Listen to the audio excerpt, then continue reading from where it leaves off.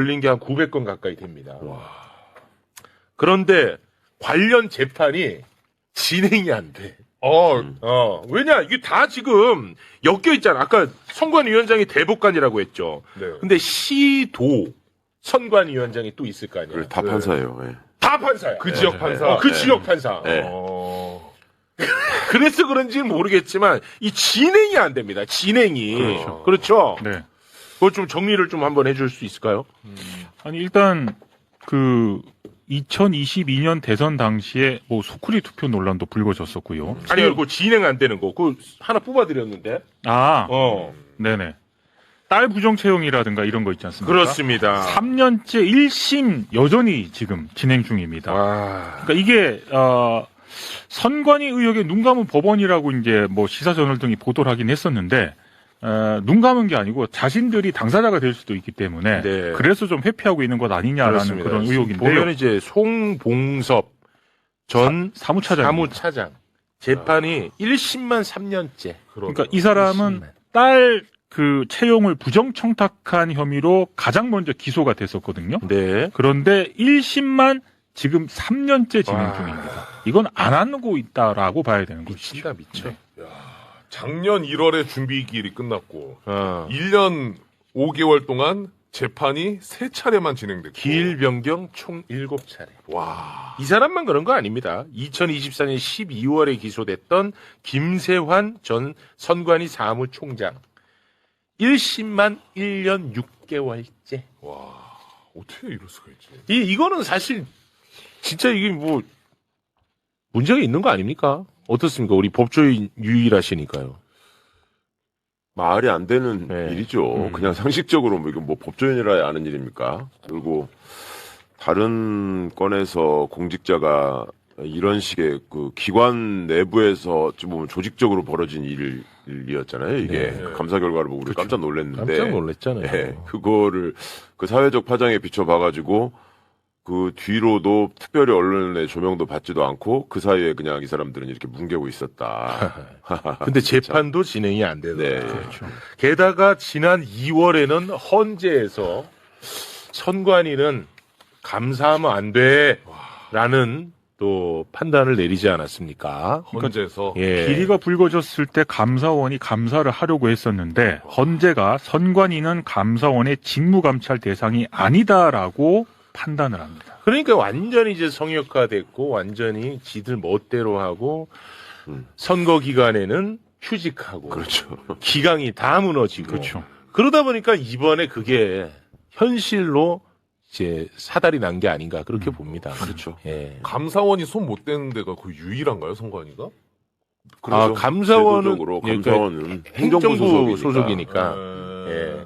헌법상- 공무원들이 일하는 곳은 다 이제 감사 대상인데 네. 여기는 이제 독립기관이라서 그렇죠. 못하는 거죠. 그러니까 대법원이나 국회를 감사원이 감사를 못 하잖아요. 그렇죠. 네, 그런 것처럼 여기 네. 헌법기관이니까 안 된다 이러는 건데. 그리고 또 대법관이 선관위원장으로 앉아 있어. 네. 근데 이 사람은 지금 자기 본업이 더 많거든. 그렇죠. 이걸 어떻게 알아? 내가 볼 때 업무 파악도 안 될 거예요. 맞아요. 그렇죠? 정확히 보신 거예요. 그리고 네. 저 안에서 또 자기들끼리 저 몇 명 안 되는 사람들끼리 권한이 많으면 파벌 싸움을 하거든. 그러니까 그 안에서 보면은요. 그 중요하게 말하자면 코어 일을 하는 사람이 중앙선관위원이 총 9명인데 그 중에 한 분만 상임위입니다. 그러니까 상임위원 한 명하고 그다음에 사무총장 그 둘이가 파워게임을 해요. 그리고 사무총장 밑에 차장들이 또 있거든. 네. 그러면 이제 이게 승진해서 올라갈 적에 제가 느끼기로는 예전에 그 제가 인사검증하고 이럴 때 자기들끼리 막 투서하고 이런 거를 보면 네. 그 능력보다는 그 파벌 싸움이 되게 심하더라고요. 그러니까 여기는 난 누구 라인인데 최웅 라인이 갈라 그러면은 무조건 이거는 이제 막 쳐야 되고. 그럼 경쟁 라인은 쳐내야 되는군요. 그렇죠.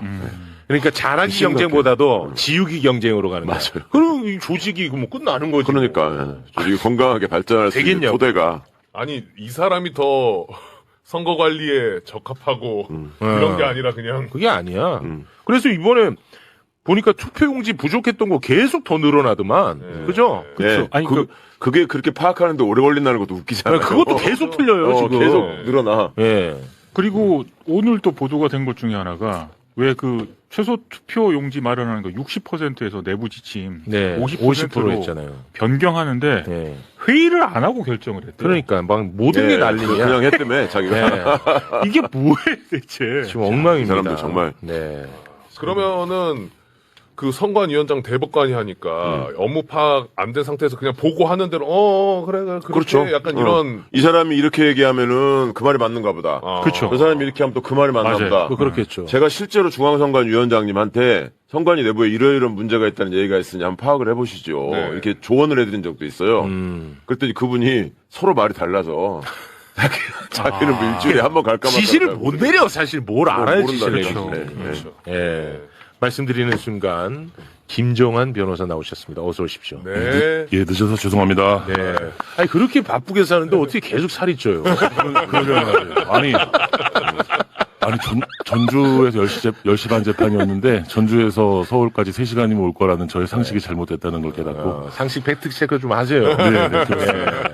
이 선관위 어떻게 할 거예요, 이거? 그러니까요. 사표는 왜 대법원장한테 냈을까요? 그거부터 잘못된 것 같은데요. 맞아요. 아. 왜냐하면 이제 대법원장한테 냈다는 게 본인이 어떤 대법관의 지위를 생각한 건데, 사실은 그 법상으로 중앙선거관리위원장은 호선하도록 돼 있거든요. 호선? 호선이기 때문에 그 윗사람이 없잖아요. 네. 중앙선거관리위원회를 대상으로 내는 게 맞죠. 예, 그래서 기관에다 내야 되는 거죠. 위원회에서 그것을 이제 수리하는 것이 맞는데 대법원장한테 내는 것 자체도 법적으로 그러니까 잘못 이게 판단한 슬픈 게 거죠. 뭐냐면 네네. 저도 그 말씀 드리고 싶었는데 대법관이잖아요, 이분이. 네. 그러면 헌법 체계에서 중앙선관위가 어떻게 돼 있고 자기 위치가 어딘지를 제일 잘 알아야 되는 맞아요. 사람이에요. 네. 그런데 이 사람 머릿속에 뭐가 있냐면 자기 대법원장이 나를 예. 그러니까 대법관이 13명이 있잖아요. 네. 그중에 한 명을 이렇게 당신이 가서 중앙선관위원장 하세요라고 대법원장이 지목하는 거거든. 네. 그러니까 내가 거기다 갖다 내야지. 맞아. 아. 내 인사권자로 그러니까 그 대법원장한테 내는 것부터 벌써 이게 뭔가 잘못 생각하고 있구나. 아예 중앙선거관리위원회에서 판단을 잘못하고 있구나 이런 생각이 들더라고요. 그 혹시 우리 변호사님은 네. 이게 굉장히 문제잖아요. 지금 선관위 체계 자체가 너무 문제죠. 예, 그래서 지금 다 망가졌고 그 문제가 이번에 폭발된 거잖아요. 네, 그렇습니다. 혹시 이걸 어떻게 해야 될지에 대한 아이디어가 있으세요? 고민을 좀 하셨나요? 지금 이야기되고 있는 것 중에 가장 중요한 얘기가 결국에는 중앙선거관리위원회가 헌법기관이기 때문에 건드릴 수 없다 이렇게 되어 있잖아요. 네. 헌법기관인 거 맞고요. 네. 그런데 헌법을 정확하게 읽어보면은 국회, 법원, 헌법재판소 모두 기관으로 이렇게 그 장을 구성하고 있거든요. 네. 그런데 선거관리 부분은 그 장 이름이 선거관리라고 돼 있고요. 네. 중앙선거관리위원회만 구성을 해놓고 각급 선거관리위원회는 법률유보, 법률에다가 이제 구성을 하도록 해놨어요. 근데 지금은 그 각급 선거관리위원회, 그러니까 서울시 선거관리위원회, 송파구 선거관리위원회 이런 것도 상설 조직으로 돼 있잖아요. 사실 그걸 비상설로 한다고 해가지고 어떤 헌법에 위반되는 것이 아닙니다. 그런 부분들을 이야기를 안 하시더라고요. 그래서 중앙선거관리위원회 체계 자체는 개헌 없이는 바꿀 수가 없지만 예, 각급 선거관리위원회는 지금 현재 해체 수준의 개혁을 해야 된다라고 하는데 저는 아예 상설인 부분까지도 건드려야 된다고 생각을 합니다. 지금 상설로 둘 필요가 없다라는 말씀을 드리는 거죠. 그것이 헌법에 반하지 않습니다. 그러니까 장이라고 아까 말씀하신 게 헷갈리실까봐 그러는데 헤드라는 말이 아니고 챕터. 네. 헌법상의 일장, 네네, 있잖아요. 일장. 그 선관위를 규정한 장에 보면 중앙선관위를 둬야 된다는 건 헌법상 명확한데 그건 있고. 밑에 이제 하부 조직 있잖아요. 네. 아까 말씀한 우리가 판사들이 다 위원장이라고 네네네. 시군구까지 있거든. 네. 이거는 법률로 정하게 돼 있어서 얼마든지 이거는 할 수 있다. 그럼 이제 법률로 바꿔서 네. 지금 상설을 네. 선거 있는 기간에만 이제 예, 운영할 수 있도록 중앙선거관리위원회 체계에서 이제 각급 선관위는 그 비상설로 운영할 수 있도록 그렇게 체계를 바꾸는 것은 비상설로 했을 때는 어떤 이득이 있는 거예요? 그러면은 이제 상설기구로 두니까 선거 기간 외에는 지금 선거관리위원회가 뭐 각 조합장 선거, 뭐 각 대학 총학생회 선거 관리. 이런 거 지원하고 있고 네. 지금 가장 중요한 역할을 민주시민 교육이라 그래가지고 이제 정치 교육 이런 거 담당하고 있거든요. 사실 중앙선거관리위원회가 할 일이 아니거든요. 그러니까 오히려 인력의 낭비이고 예산의 낭비가 있을 수 있으니까. 예. 그래서 그 각급 선관위 같은 경우에는 이제 그 선거 때 해가지고 이제 행정 지원이라고 하거든요. 그거를 행정 응원이라고 합니다. 법적으로는 각종 그 응원을 받아가서 공무원들을 이제 선관위가 조직해가지고 다시 운영할 수 있도록 그래서 오히려 책임감을 더 부여할 수 있도록 그렇게 할 수 있다는 거죠. 그 법원에 대해 제가 너무 늦게 정신이 없는데 숨 좀 고르세요. 그 법관에 대한 것도 역사를 잠깐만 설명을 드리면은요. 네. 이게 1960년 3.15 부정선거가 있잖아요. 네. 부정선거 이후에 3차 개헌에 최초로 선거관리위원회 구성을 두는데 그때는 부정선거를 내무부 산하 공무원들이 전국적으로 했기 때문에 행정부 믿을 수가 없죠. 국회는 정치하는 곳이니까 믿을 공무원이 법관밖에 없는 거예요. 그러니까 4.19 혁명 이후에 이공화국에서 네. 부정선거를 했던 당시에 내무부 장관 이런 사람들 사형시키고 막 네, 그랬거든요. 사형시켰어요. 그 결과로 만든 게 이 헌법. 예, 그 결과로 만든 게 중앙선거관리위원회거든요. 그때는 뭐 필요했네. 그때는 다 대법관으로 해놨어요. 아. 그때는 아예 다. 네. 그리고 아예 유신헌법 때는 중앙선거관리위원회 위원을 전부 대통령이 지명하도록 했어요. 네. 예, 그런 이제 역사를 딛고 이제 뭐 8차 개헌이죠. 그러니까 전두환 대통령 때 이제 지금의 선거관리위원회 조항이 들어오면서 선거관리위원회 구성이 되거든요. 구성이 되는데 이 대한민국 헌법이 선거와 관련돼 가지고는 굉장히 그 가장 중요한 부분이다라고 헌법에 규정을 둔 것이 오히려 이제 기관의 무사한 일을 낳아버렸죠. 네. 그런 역사가 있습니다.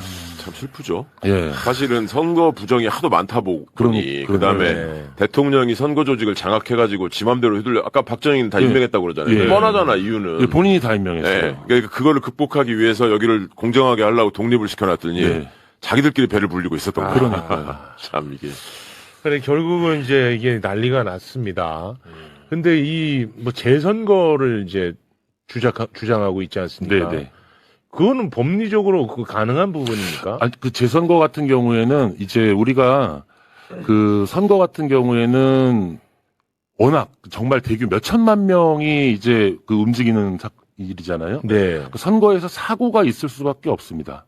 사고라는 것이 어떤 위법한 행위들이 일부 있을 수 있습니다.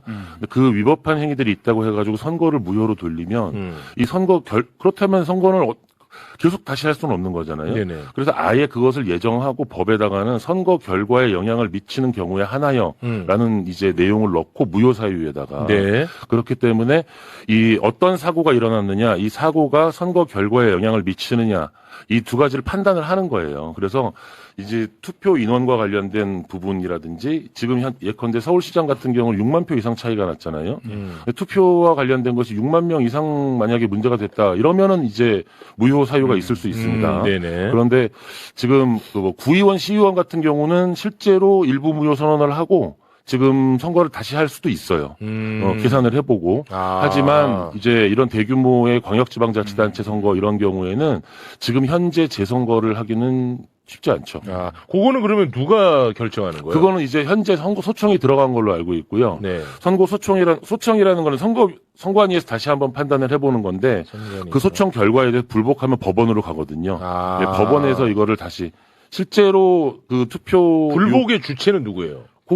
선거 소청을 제기한 사람들이죠. 그러니까 지금 선거 소청은 선거인 또는 정당 그리고 또는 이제 뭐 당선의 효력에 문제를 삼는 사람들이 이제 할 수 있는데 네. 이미 선거인 단위에서 선거인이라는 건 내가 투표를 유권자. 해야 되는 사람이잖아요. 예, 유권자 입장에서 이미 소청을 제기한 것으로 알고 있기 때문에 네. 그 절차가 진행이 되겠죠. 그러니까 선관위에서 이걸 받았고 네. 검토했는데 이거 재선거 사유가 안 된다라고 결정했는데 난 그거 못 받아들이겠다 하면 법원으로 간다. 법원으로 가는 선거 소송 같은 경우는 이게 워낙 그 빠른 시간 내에 처리를 해야 되는 문제이기 때문에 다른 재판과 달리 바로 대법원으로 가버려요, 그냥. 네. 대법원에 가가지고 그 대법원에서 실제로 그 투표된 용지라든지 이런 것들을 한 번에 다 검수를 하는 그런 과정이 있더라고요. 바로 대법원으로 가요? 네네네. 선거 소송은 그러면 그 다 단식으로. 노태학과 친구들인데. 야, 이거 재선거 안 가겠네, 그럼. 예. 근데 이제 워낙 이 예민한 사안이니까 그런 투표 검수를 그냥 판사들만 하는 게 아니고요. 여러 사람들이 보는 앞에서 그 투표 검수를 실제로 선거 소송이 걸렸을 때 그 투표 검수를 했던 이제 그 판사 하고 있는 친구가 얘기를 해주더라고요. 그게 엄청난 작업이라 그러더라고요. 네. 투표 해야 문제를 돼, 새로. 다 가져와가지고 여러 사람들이 보는 앞에서 다 일일이 다시 한 번씩 다 검수를 한대요. 네. 그래서 황교안이 부정선거 주장할 때 네. 그 확실한 반론으로 대법원에서 이루어졌던 선거소송의 결과, 심리 과정 이런 것들 제시한 바가 있죠. 네. 다 다시 셌다. 네. 네. 네. 다 다시 셉니다. 그 한 번 그 방송 준비하면서 그 봤어요, 그거. 네. 선고 내용. 네네. 어마어마하더라고, 내용이. 어마어마하죠. 그래서 나는 이제 그때 얼마나 이 부정선거 음모론이 얼마나 허황된지 그때 제가 이제 체감을 했거든요. 그렇죠. 예. 네. 그냥 부정선거 음모론이야. 나 이렇게 하지 않고 그걸 제가 봤어요, 예, 또. 예. 맞아요. 이게 제도 설계 자체가 사람을 불신하는 것으로 이제 부정선거와 관련돼 가지고 워낙 대한민국은 그동안 의혹이 많았기 때문에 네. 그 제도 하나하나에 다 참관인이 들어가고 모든 장면을 다 촬영하도록 되어 있고 하기 때문에 그 과정에서 있을 수는 없죠. 네. 부정선거가. 근데 뭐 부실선거는 확실합니다. 네, 맞습니다. 부실선거는 확실하고. 예. 그 때문에 이제 그 참정권 회복 차원에서 이제 시위가 계속되고 있습니다. 또 다시 한번 또 이거 꼬투리 잡을까봐 말씀드리는데 저는 적극적으로 지지한다 그랬어요. 네네네. 네, 분명히 말씀드렸습니다. 하지만 그 와중에 문제 사람들이 섞여 들어가고 있어요. 거기에 경찰을 향해서 모욕하고 조롱하고 중국인이라고 또. 이게 사실 이게 폭력이거든요. 심지어 이 폭력은 공권력을 향한 폭력이기 때문에 어마어마한 많은 범죄라고 봅니다. 심지어 감금을 시켜버립니다. 영상 잠깐 짧게 준비를 해놨는데 한번 보고 오겠습니다. 이게 뭔데요? 왜 아무도 연락이 안 와요?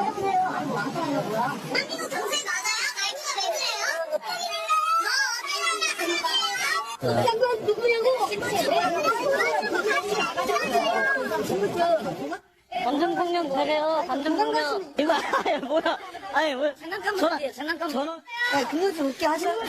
어딘데요? 아니 말 좀 하시다가 이제 무관성이 들어갔어요.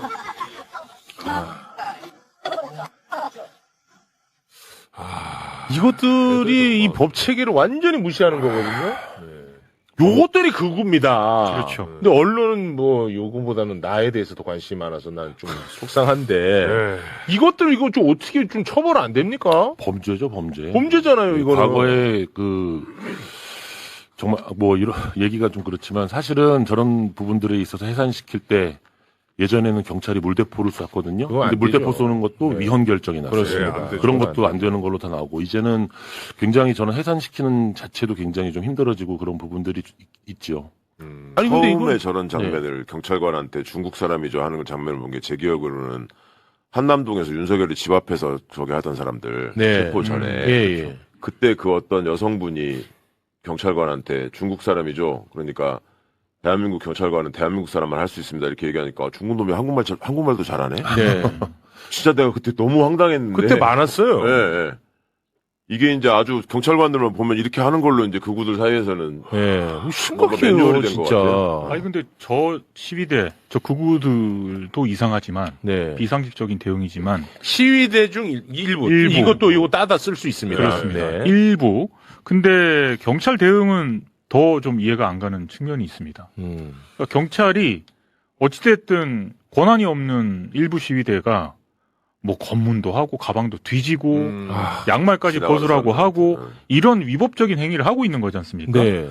근데 경찰관들이 영상에 담겨진 경찰관들의 대응을 보면은 굉장히 소극적으로 네, 큰일 대응을 났습니다, 하고요. 진짜. 그리고 송파 그게 이해가 안 경찰서장은 이 와중에 사의를 표명했다 그러고 네. 그리고 몇몇 커뮤니티에 올라온 글이긴 합니다만 저는 이게 만약 사실이라고 한다면은 이거는 경찰청 차원에서 조사를 해야 된다라고 보거든요. 네. 그러니까 이게 블라인드 게시판에 올라온 글인데 네네. 이게 뭐 언론에까지 보도가 됐으니까 네. 이를테면 윗선이 시위대에 협조하면서 직원들을 사지로 내몰고 있다. 여기서 직원이라고 하는 거는 이제 경찰 얘기하는 거고요. 그리고 실제 온라인상에서는 경찰과 참가자들 일부 그 시위대 있지 않습니까? 네. 경찰의 인력 배치를 놓고 대화를 한다. 아. 뭐 이런 지금 얘기까지 이 게시판에 올라오니까 이거는 그냥 넘길 일이 아니라 경찰 차원에서 굉장히 좀 조사를 좀 해야 될 사안이지 않나. 참 정말 좀 무섭습니다. 우리 사회가 이거 진짜 큰일 났습니다. 그러니까 그 편의점에 들어가는 물품을 일부 그 사람들이 막 뜯어서 확인하고 네. 아까 말씀해주신 것처럼 들어갔다 나오는 그 선수들 가방 열어보고 이런 것들이 경찰이 보면서도 어떤 제지를 못 한다는 거잖아요. 그러니까 지금 상황. 양말 벗으라고 하니까 그때서야 옆에 있던 경찰이 그거는 성희롱성 뭐 그런 취지로 얘기를 하거든요. 그것 외에는 별다른 제지를 안 하더라고요. 안 하는 거죠. 못 하는 게 아니라 안 하고 있는 거죠. 네. 참 심각합니다. 그 저번한테 물어보면은 저 사람들하고 또 저기에서 충돌 제재했다가 생기고. 예. 얼마나 이제 민원 넣고 귀찮게 하고 들러붙을 텐데 이제 그런 생각하는 건데. 경찰이라는 단어를 법으로 정의할 때 위험의 제거, 위험의 예방 이렇게 정의하거든요.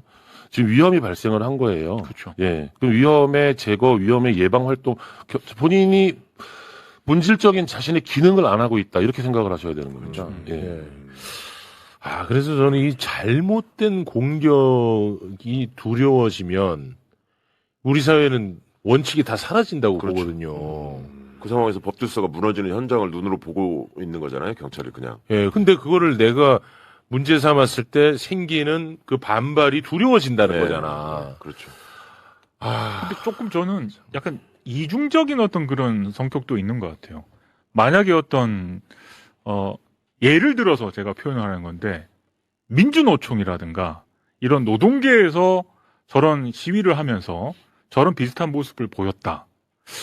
경찰이 지금처럼 대응을 했을까? 라는 생각도 들어요. 네. 지나치게 일부 극우 시위대에 대해서 경찰이 굉장히 소극적으로 대응을 하는 거는 이거는 그냥 바라볼 문제는 아닌 것 같습니다. 굉장히 심각한 예. 문제라고 저는 개인적으로 생각합니다. 네. 자, 뭐 박완수 얘기도 좀 해야 되는데 뭐 시간 관계상 이 정도로 정리하겠습니다. 네. 그 박완수 그 디페이크 네. 선거 기간에 네. 그 공무원 동원해 가지고 만든 혐의가 있지 않습니까? 네, 네. 그걸로 압수수색 들어갔더라고요. 공무원 압수수색. 예, 예. 이거는 당선 무효와 관련이 있는 그럼요. 범죄 혐의거든요. 대한민국이 선거와 관련돼 가지고 굉장히 엄격한 규정을 두고 있잖아요. 네. 공직선거법 그 선거 운동과 관련돼 가지고 금지 규정을 위반한 경우에 네. 벌금 100만 원형 이상인 경우에는 네. 당선 무효가 되는 것이기 그러니까. 때문에 거기에 직접적으로 해당되는 것이죠. 네. 예. 그러니까 지금 나오는 혐의점만 봤을 때는 네. 그냥 법리적으로 봤을 때 네, 네. 어떻게 보세요? 지금 당선 무효로 나온 것이 진실이라면 이제 수사를 통해서 밝혀져야 되겠지만 네. 딥페이크 영상과 관련된 것이 절대적으로 금지 사항으로 되어 있는데 되어 있더라고. 금지규범 위반이기 때문에 어. 그렇게 되면은 당선 무효의 가능성이 굉장히 높죠. 네. 지금까지 아니, 의 판례가 네, 그 선거법과 관련해서는 허위사실 유포하고 네네. 금품살포 이거를 제일 엄격하게 네. 봐왔잖아요. 네네. 그것도 허위사실 유포가 자기 당선을 위한 허위사실 유포. 네. 그게 이제 박완수 씨 같은 경우인데 딥페이크가 그 법조문상에 그대로 명시되어 있는 예이기도 네. 하고 82조 8항 허위를 한번 하는 좀 거잖아요. 올려주시겠습니까? 공직선거법. 네. 명확하게 82조 8항이 딱 나와 있거든. 딥페이크가. 네. 예. 근데 허위사실을 얼마나 엄격해 보면 21대 때 이규민 의원이라고 안성 국회의원이 있었어요. 민주당 의원이. 그 사람이 자동차 전용 도로하고 고속도로가 다르잖아요. 법적으로는. 그래서 그 자동차 전용 도로하고 고속도로를 그 단어를 헷갈렸다고 당선 무효가 됐거든. 진짜로요? 네. 그러니까 상대 후보가 오토바이를 타고 들어갈 수 없는 고속도로에 들어갔다. 이렇게 얘기를 했어. 근데 보니까 고속도로가 아니고 자동차 전용 도로야. 근데 그거를 고속도로라고 했다고 당선 무효가 됐다니까? 허위사실이라고 해가지고. 진짜로? 네. 그런 그렇게까지 하는, 법이 굉장히 그렇게까지 하는 금지와 관련된 게 대법원이에요. 그렇게 네. 엄격해요? 오, 네. 엄청 엄격하네. 황당하지 않아? 네. 네. 이거 너무 엄격한 것도 뭐 나는 조금 맞아요.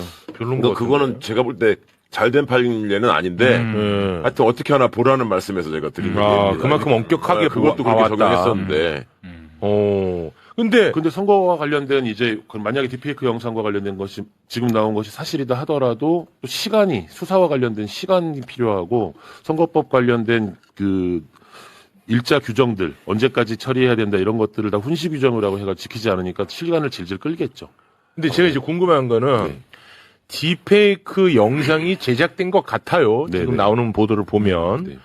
그리고 공무원이 개입된 것 같아요. 네. 공무원이 직접 지시를 한 듯한 그 녹취가 나왔으니까. 네, 네. 그런데 여기에 경남도지사 후보 박완수가 직접적인 연루가 돼 있느냐. 아, 네. 그거는 중요하지 않나요? 그러니까 우리 판례가 회계 책임자의 부정에 대해서도 벌금 300만 원 이상일 경우에 당선 무효를 시키고 이런 부분에 대해서 그 자체가 자기 책임이 아니다 하더라도 그것이 감독 책임이 자기 책임이다라고 이야기를 하고 있습니다. 그러니까 그것을 감독해야 되는 책임 자체가 자기 책임이기 때문에 네. 그래서 자기 책임이 아닌데 왜 처벌이 되느냐라는 항변에 대해서 감독을 잘못했잖아. 아. 라는 이유로 이제 처벌을 하거든요. 네. 근데 그 감독 책임을 묻게 되는 거죠. 감독 책임도 있고 그 결과로 이익이 그 사람한테 돌아가는 네, 네, 거거든요. 예, 그렇죠. 그러니까 이익 주체니까 당연히 책임을 져야 되는 거죠. 그리고 그야말로 이번에 박빙으로 이겼거든요. 네, 네. 경남도지사. 네. 야, 이거는 간단한 문제가 아니네. 그렇죠. 이거 되게 심각한 문제예요. 심각한 문제네요. 심각한 문제고 당사자는 헌법소원한 게 제가 방금 말씀드린 회계 책임자 감독 책임에 대해서는 헌법재판소의 반대 의견도 있어요. 회계 책임자가 잘못한 거를 이 사람이 감독해서 어디까지 알 수 있느냐 도저히 알 수 없는 부분도 있을 거다. 행정부에. 그것 때문에 당선 무효시키는 건 잘못된다라는 헌법재판관의 소수 의견도 있습니다. 네네. 그 얘기는 오늘은 듣고 싶지 않았어요. 네네. 네네. 아, 모르고 싶은 권리 지켜주시기 바라겠습니다. 네. 이거는 간단한 문제가 아니야. 그러니까요. 왜 경남도지사 박완수 당선자. 그렇죠. 이건 취소가 될 수 있대. 그렇죠. 이게 또 한 건이 또 이제 서울시장 당선된 그 오세훈이 그렇죠. 그 명태균 관련해서 지금 재판받고 있거든요. 예. 그것도 간단한 사건 아니거든요. 이미 존재하던 사법 리스크잖아요. 예. 당연히 그거는 이제 재판이 정상적으로 진행이 돼야죠. 네. 그 재판 그거 알고 나온 거니까. 오늘도 뭐 재판 받았어요. 네네. 예. 막 특검을 세게 막 비난하면서 들어가던데요. 특검을 막 비난하더라고. 예. 오세훈이가. 쫄았다는 거죠. 알겠습니다. 자, 그러면 우리 변호사님과는 여기서 좀 인사를 저 나누겠습니다. 딱 1분만. 1분 하십시오. 제가 오늘 꼭 하고 싶었던 말이 있는데요. 네. 그 일부 극우 세력들이 참정권과 관련된 주장을 하고 있잖아요. 저는 진심으로 묻고 싶은 게요. 대한민국의 지방자치선거는 주민투표이기 때문에 이제 그 우리나라 영주권을 가진 외국인들이 주민투표를 할 수가 있어요. 그런데 올해 투표율이 10% 정도밖에 안 돼요. 왜냐하면 그 외국인들에 대한 선거 안내 이런 것들이 제대로 안 되고 있어요. 대한민국의 발달장애인이라든지 어떤 장애를 가진 사람들도 투표권을 참정권이 있는데 이 사람들에 대해서도 발달장애인 투표 안내 이런 게 안 되기 때문에 투표를 못 하고 있어요. 진심으로 참정권이 문제가 된다라고 주장을 하시고 싶으면은 그런 부분들이 진짜 대한민국에서 오히려 중요한 참정권의 부분이에요. 영주권을 가진 외국인에 대한 부분, 장애인에 대한 부분, 오히려 그런 부분들을 통해 가지고 대한민국의 참정권을 주장하면 진실성이 전 느껴질 것 같은데 저는 이번에 어떤 일부 극우 세력들이 주장하는 참정권의 주장이 저는 그래서 전 진실성이 좀 많이 떨어진다고 느껴지더라고요. 네, 일부 그렇다는 겁니다. 또 이거 네네네. 따다가 또 써갖고 또 지금 한 명씩 지금 제거하는 분위기니까 예, 계속 일부라고 예, 제가 일부만 말씀드렸습니다. 하세요. 훌륭한 시민분들 또 계시고. 네, 그럼요. 아니 다 훌륭해. 네, 다 훌륭해. 안 훌륭한 사람은 너도 해명됩니다. 네. 난 분명히 얘기했어요. 네. 또 나중에 또 그리고 내가 그 단어를 썼다고 해가지고 나를 이제 비난하는 거잖아요. 그러면은 그렇게 해갖고 나를 비난할 거면 그 탱크쇼라고 놀리고 이것도 그러면 안 되는 거야. 하면 안 돼. 맞잖아요. 네, 그럼요. 그거 안 되잖아. 내가 그구들을 풍자하기 위해서 그 단어를 쓴 것도 이제 문제라는 거잖아요. 그리고 나 문제의식을 갖고 있습니다. 사과했고요. 근데 왜 그렇게 해? 그 단어 쓰면서 나를 공격하면 안 돼요. 그건 안 되는 그런 얘기 소용없어요. 공격하려고 하는 건데 무슨 사리 분별이 무슨 좀 나도요. 대화 중이니까. 대화하고 있는데 왜 금방 댓글 나올까 말 같지 않은 소리 하지 말라고. 네, 올라옵니다. 네. 잘 보시네 여론을. 네. 자, 우리 그럼 변호사